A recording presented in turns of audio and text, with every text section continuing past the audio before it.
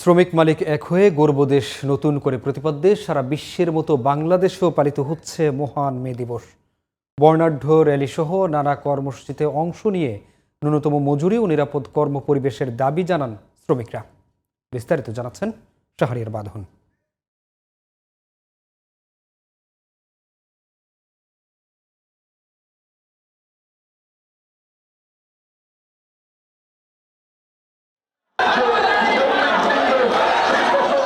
বিশ্বের অন্যান্য দেশের মতো বাংলাদেশেও পালিত হচ্ছে আন্তর্জাতিক শ্রমিক দিবস।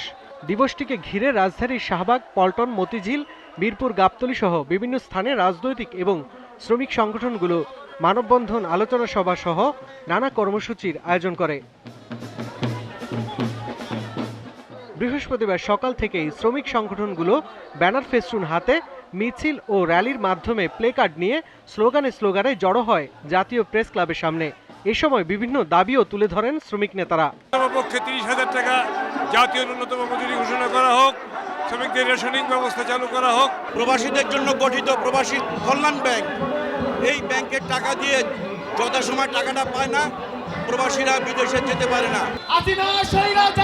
আমরা হটালাম দেশ থেকে, বৈষম্য এখনো দূর হলো না। বর্তমানে যে আইন আপনারা সংশোধন করছেন, এই আইনকে আমরা নিন্দা প্রতিবাদ জানাই। নতুন করে আইন হোক। শ্রমিকের বৈষম্যহীন কর্মক্ষেত্র, ন্যূনতম মজুরি নির্ধারণ, শ্রমিক ছাঁটাই বন্ধ, নিরাপদ কর্মপরিবেশ নিশ্চিত এবং শ্রম আইন বাস্তবায়ন নিয়ে বিভিন্ন দাবি তুলে ধরেন সরকারি বেসরকারি শ্রমিক সংগঠনগুলো।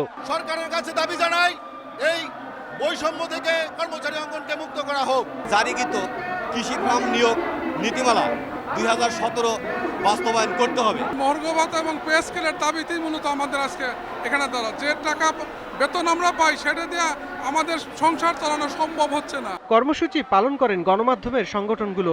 ফ্যাসিস্ট সরকারের আমলে সেই স্বাধীনতা হস্তক্ষেপ হয়েছিল, তবে 5ই আগস্টের পরবর্তীতে এখন পর্যন্ত অনেক সাংবাদিকরাও কিন্তু আসলে মুক্ত নয়। প্রতিটি শ্রমিকের ন্যায্য অধিকার পাওয়া উচিত। সে যেখানে যে অবস্থায় যে কাজই করুক না কেন, তাকে যথাযথ মর্যাদা দিতে হবে। শ্রমজীবী মানুষের অধিকার আদায়ের এই দিনটি যেন শুধুমাত্র আনুষ্ঠানিকতায় সীমাবদ্ধ না থাকে, এই প্রত্যাশা শ্রমিকদের। শাহরিয়ার বাঁধন, জিটিভি নিউজ, ঢাকা।